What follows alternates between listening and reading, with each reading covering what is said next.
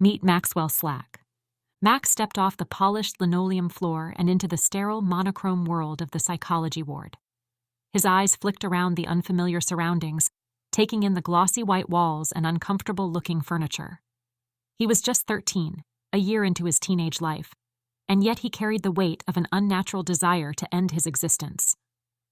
He was a little heavier than most boys his age, standing at 5 feet 3 inches and weighing 180 pounds. His African-American heritage gifted him with beautiful skin that was a rich shade of brown. These features were frequently overshadowed by the scars that ran across his forehead and marked the palms of his hands. These visual indicators of his birth deformity served as a constant reminder that he was different. His appearance was never far from his mind and served as an effective barrier between him and the rest of the world. Max was the only child in his adopted family, a unit that prided itself on their upper-middle-class status. His father, Charlie, ran a small construction company, while his mother, Janet, spent her days nursing others back to health. Despite her loving profession, she found it difficult to nurse her own son's emotional health back into balance. It was not for lack of effort, but Janet and Charlie were ill-equipped to raise a child like Max. He was as different from them as sunshine is to rain, and they knew it. They all knew it. Making the problem worse was the family's relationship with Janet's nieces and nephews. There was one nephew in particular, Alex. Alex was 5 years older than Max, and he was everything that Janet and Charlie imagined they would have in a child. Alex was athletic, confident, and strong. Max, on the other hand, preferred the quiet hum of his computer to the noisy chaos of a sports field. Max didn't mind being a computer nerd, but what he did mind was the isolation he felt. He wasn't close to his family, and he often felt like he was living in the shadows, unable to meet the unspoken expectations that lingered in the air. Every interaction with Alex and the rest of Janet's extended family was a reminder to Max, a reminder that he would never be able to live up to his parents' expectations, that he would never be the son they wanted. His recent discovery that he was adopted only amplified his feelings of alienation. He felt unseen, unheard, and unloved. Max did not consider himself to be depressed or mentally ill. In fact, he was able to view his own life through the lens of complete emotional detachment. The Slacks tried to love him, but they were not his real family, and he was not the child they wanted. Max had no true friends. With his social awkwardness and his physical appearance, the prospects of ever finding another person in this world that would care for him seemed less than zero. Max was alone. He would always be alone. With that came a liberating realization. It didn't matter if he died in 50 years or in 50 minutes. It was all the same. With that being established, the latter was preferable by a wide margin. With the decision made, Max waited for everyone at his house to go to sleep, stole a bottle of his father's muscle relaxers, and washed them down with Dr. Pepper. One last drink for the road, so to speak. Max crawled into bed with a mixture of both fear and relief as he waited for the darkness to overtake him.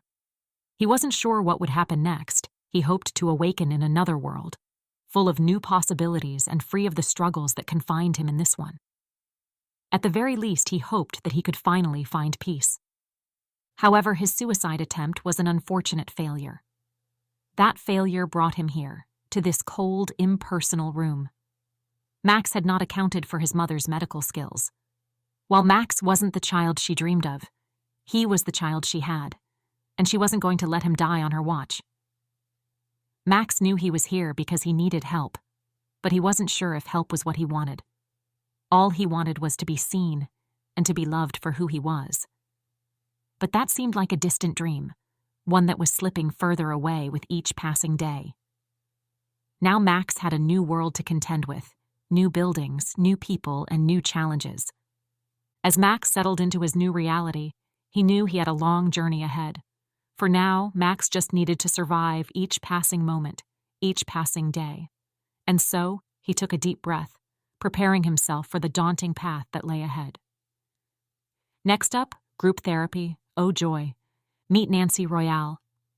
In another part of the hospital, there was a room as sterile and cold as the one Max occupied. In that room was Nancy Royale. At 16, her world was just as confined and disarrayed as Max's, yet distinctly different. She was strikingly beautiful. Her blonde hair radiated like summer sunshine, while her piercing blue eyes, seemingly holding an ocean of stories, belied the turmoil swirling within her. Nancy lived in an upper-class neighborhood, nestled in the heart of Havenbrook, Illinois. She was the middle child in what most people would consider an ideal family. Her father, Jim, a successful businessman before becoming a senator, and her mother, Sarah, a homemaker, provided her and her two sisters with every imaginable comfort.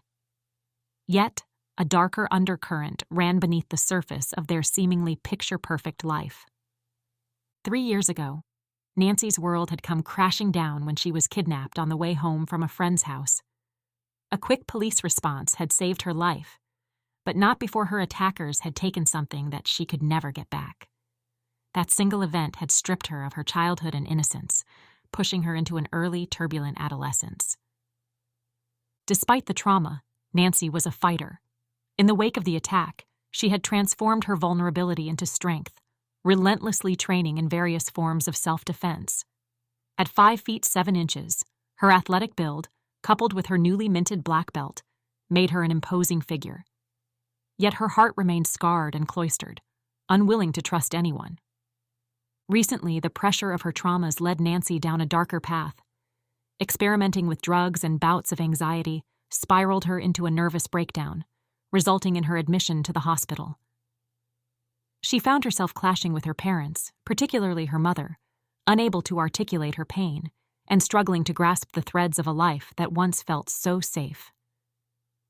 As she stared blankly at the impersonal white walls of her room, Nancy longed for some semblance of her old life. But deep down, she knew that her past was irretrievable. Her world had irrevocably changed, and she would have to navigate this new reality with the tools she had, her resilience, her anger, and an enduring hope for better days. This was Nancy's second month at the facility, so she had a good handle on the routine. Unfortunately, her doctors were not adjusting to her nearly as well. Nancy was difficult to the point of defiance. She questioned and challenged every staff member trying to treat her. She had already developed a reputation for being the most difficult patient in the facility at that time. If she had not been the daughter of a U.S. senator, she would have likely faced a much sterner reaction from the staff. It was 2 p.m. on Tuesday, which meant it was time for Nancy's least favorite treatment. Group therapy was always a challenge, but it was also new arrival day, so there would likely be a fresh face or two joining the show as Nancy thought of it. Nancy arrived as late as possible and took her seat next to the therapist who directed this session. Even though she was late, no one else would dare take her seat, as Nancy's reputation and outward persona inspired fear even in adults. As Nancy scanned the room, she did notice a few new faces. One jumped out at Nancy because of his age, as he couldn't have been more than 12 or 13. Nancy was confused because this was an adult facility. At 16, she was the youngest patient here, or so she thought. Dr. Wright saw Nancy's confusion and was more than a little hopeful that Nancy had taken the focus off herself for a moment to notice someone else. While it was somewhat inappropriate, Dr. Wright decided to give Nancy a bit of information to see if this was just passing curiosity or something greater. His name is Maxwell Slack. He goes by Max. His intake forms suggested that he wouldn't do well at all in his peer group, so we brought him here instead. He is having a rough time right now, and he could probably use a friend, Dr. Wright said, optimistically, as she braced herself for Nancy's verbal attack. She was surprised to receive a few moments of thoughtful silence, followed by an unexpected reply. "This isn't exactly summer camp, Doc. I am not sure he is going to find a friend here. This place does have plenty of assholes, though. This isn't safe for him, Doc. I'll try to keep an eye out for him if he gets into any real trouble," Nancy said, with almost a tinge of concern in her voice. "He really is too young to be here," Nancy finished. Dr. Wright realized that she was now in the middle of a full-fledged conversation with Nancy for perhaps the first time. She was torn between violating Max's privacy and seeing how far this concern for Max would go. Perhaps it was Nancy that needed a friend. "Probably, but his interactions with kids his own age are what led him to..." Dr. Wright. cut off that sentence, realizing that she was revealing too much about Max's medical history. Nancy understood what had been left unsaid and simply replied, "Oh." The group therapy session started, and Dr. Wright encouraged everyone to participate and share their feelings. The kind, gentler Nancy did not stay for the group session, and instead, Nancy reverted to her normal, sharp-witted self. Shortly after the verbal evisceration Nancy gave the group, it was Max's turn to speak. Max thought about it for a second and said simply, "I don't want to be here." Dr. Wright gave him a sympathetic smile and said, We can all certainly understand that, Max, this isn't where any of us would choose to be right now, but it is where we need to be. Max shook his head slightly before speaking again with a sense of resignation in his voice that didn't go unnoticed by Nancy. No, Dr. Wright, you don't understand. I am not talking about this place. I'm talking about being alive. I understand that you have a job to do, and I do not wish to make it more difficult. But honestly, there is nothing anyone can say or do that will make this life any better for me. I appreciate you letting me serve my sentence here instead of with a building full of children. So I will do my best to make sure this isn't harder for either of us than it must be. But really, there is not much point in talking about my problems. You should move on to someone that you can actually help. Max's statement was completely calm without the least bit of malice in his tone. Nancy had been impressed with the kid. It was like he had told the doc to go jump in a lake but said please and thank you at all the appropriate times. Dr. Wright was clearly startled by the response and was still silent, so Nancy took advantage of the void to speak again. Max, I am sorry that you had to come here, but it is nice for me to have someone I know in here. And to everyone else, yes, I know Max. He is a family friend, so if you have any problems with him, then you have problems with me. The message was received by everyone in the group, everyone except Max, who stared at Nancy with a very well-concealed look of confusion. Dr. Wright regathered her thoughts and moved on to the next person, and the meeting got back on track. After the meeting concluded, Dr. Wright noticed that Max and Nancy were both lingering in the room. Nancy, I am supposed to make sure Max gets back to his room okay. You are right. This isn't a place for someone his age to roam the halls alone. Can you make sure he gets back to B-Wing okay? Dr. Wright asked coyly. Nancy shot Dr. Wright a dirty look, but then nodded in acknowledgement of her task. Max, this is Nancy Royale, your old family friend. She is going to make sure you get back to your room so I can make it home before my family thinks I abandoned them. Dr. Wright sighed. Nancy was a striking figure, exuding a kind of strength that Max found captivating. He watched her, silently observing how she spoke with a quiet assertiveness, her eyes bearing a hardness born from surviving the unspeakable. But Nancy also noticed something special in this new young man. There was a vulnerability about him that tugged at her, a silent cry for help that resonated with her own struggles. Perhaps it was his uneasy posture or the way he kept his gaze low, or maybe it was just the instinctive pull she felt towards him. Hey Max, it's nice to meet you. I'm sorry about pretending to know you before. This place can be rough for new people, and I just wanted to make sure that everyone knew that I would be looking out for you, so that no one will bother you, Nancy said. While forcing an awkward smile, Max returned Nancy's smile with one of his own and a slight head nod. Hello, old friend, Max said coyly. Nancy chuckled and then realized that it had been quite a while since a boy of any age made her laugh. Dr. Wright stood in awe watching the interaction. It was the first time she had seen Max relax around anyone. It was also the first time she had seen Nancy give anyone the time of day. Dr. Wright was broken from her pleasant thought by Nancy's normal sharp wit. Doc, don't you have a family or something to get home to? We got this. And with that, Max and Nancy took the first steps on a journey that would change them both forever. Nancy's room was also on B-Wing. Because of Max's age, he had been placed as close to the female dorms as possible.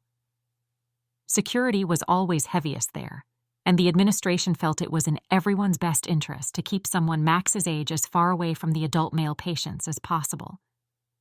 Max didn't mind the placement. For some reason, he had always been more comfortable with females. He had always struggled with male interaction. It seemed they were motivated by forces he just didn't understand. Max was already old enough to take an interest in girls, but he didn't understand the toxic male aggression and entitlement. Worse yet, he didn't understand why girls seemed to respond to it in a positive manner. Max sometimes thought that he must be an alien or something. He was so different than everyone else on this planet. Nancy could sense those differences in Max, which was part of what drew her to him. At first, she thought it was just his age, but after spending more time with him, she realized there was a gentleness about him that ran deep into his soul. The idea of harming anything or anyone was completely foreign to him. He was the gentlest creature she had ever encountered, which meant that, in a way, Max was right. There was no room in this world for someone like him. For a moment, Nancy thought that Max would have been better off if his suicide attempt had been successful. But then she looked over and saw him looking at her, and their eyes locked. He had dark brown eyes, but for a moment Nancy could have sworn they shined with a bright blue sparkle. She had never seen anything look so pure or so innocent. She felt an overwhelming urge to protect Max and that light. She knew that this was the beginning of something that would be important to the both of them. So Max, if we are going to be friends, we have to start with some rules. First, you are never allowed to touch me under any circumstances. I don't like it when boys touch me. Maybe one day, but for now, that is just the rule, okay? Max nodded and then said, "Of course." Good. Now the next rule is, don't ever break the first rule. Nancy deadpanned. Max stopped in front of his door. "This is my room," Max said, a hint of sadness as he said an unspoken goodbye to Nancy. Okay, I'm down the hall a bit. I am sure I'll be seeing you later today. If not, I'll see you at dinner tonight. You can sit with me if you like, Nancy said. Before she realized it. I'd like that a lot. I was nervous about eating here. Max said, as his expression lightened considerably. Nancy saw his change in disposition and felt a warm sensation in her heart. She didn't know what was happening, but this kid was getting to her. No big deal, kid. I just want to make sure that you are okay here. The first time in a place like this can be rough. I'm on my 4th tour in 3 years, so you might say I am an old pro, Nancy said. Maybe we can figure this out together? Max said. Nancy nodded. Maybe, Max. Maybe, she said softly. So long as I follow the rules. Max smiled. Nancy laughed again. You're a good kid, Max. You may just make it through this without me killing you. With that, Max retreated into his room. But something was different now. Max felt a feeling that he had perhaps never experienced before. It was hope. Max didn't see Nancy again until dinner time. But true to her word, she waved him over to her corner of the dining hall. It was a big relief for Max to have someone to sit with. So, this is what it is like to have a friend, he thought. Hello, old friend. Max greeted Nancy with a smile. Nancy rolled her eyes a bit. You are always going to call me that, aren't you? Nancy asked. Of course, I do like the sound of it. I've never been able to say it before. Never had anyone that it would or could apply to, Max said. Nancy wasn't sure how to respond to Max's statement, so she just gave him a sympathetic half smile. Like you said, we can figure this out together, she said. Conversations started to flow naturally between Nancy and Max. The pair would not have likely become friends in the real world, but in this isolated environment, they became each other's lifeline. They found they had quite a few common interests. Nancy loved to build gadgets, and Max could write code in half a dozen languages at age 13. They decided that when they got out, they were going to build the world's first synthetic person. Nancy would build the physical body, and Max would write the OS. They got into spirited debates about how each part of the device would interact with others. Nancy wanted to replicate the human body model as much as possible. Why reinvent the wheel? She argued. Max, on the other hand, had no love for the human condition. Why limit ourselves? He said. Let's make something better. They respected each other's opinion, and the discussions were a great way to pass the time. The hospital had a fairly structured routine for its residents, but if there was a free moment, Max and Nancy usually spent it together. After a couple of weeks, the pair seemed inseparable. Several staff members took notice while most thought it was harmless. There were the occasional whispers. The two even developed a unique greeting that didn't violate Nancy's first rule. The pair would raise their right hand to eye level and then, while facing each other, get their palms as close as possible without touching. It took a lot of focus and concentration and appeared to be intensely intimate. As days turned into weeks, Dr. Wright noticed the impact the emerging friendship had on their individual treatment.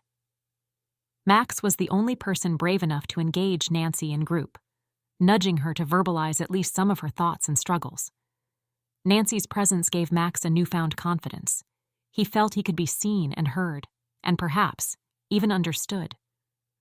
While having each other helped them, they were both still deeply troubled by their past. They struggled, they had good days and bad. The nature of Nancy's trauma made her struggles somewhat more turbulent. While Max was still learning about true friendship, he was determined to support Nancy in whatever way she needed. Some days she needed a lot. That was just fine with Max because he still had plenty left to give. It was a Tuesday afternoon, and Max had not seen Nancy all day. This was very unusual and became even more so when Nancy was missing from group. Dr. Wright suggested that Max might want to steer clear of her today. She was having a particularly bad day, and Dr. Wright was still mindful of the fact that Max was just a child. There were some elements of Nancy's trauma that he wasn't equipped to understand. But there were elements of the emerging friendship between Nancy and Max that Dr. Wright was yet to understand. Simply asking Max to walk away while Nancy might need help was not going to happen. Not today, not ever. Max knocked on Nancy's door. "Do you not understand English? I don't need any of your shit today, Doc. Go away!" Nancy screamed. Max instinctively stepped away from the door, but he realized that, angry or not, his friend was still on the other side of that door. He moved forward again, and this time he spoke. "Nancy, it's Max. Can I come in?"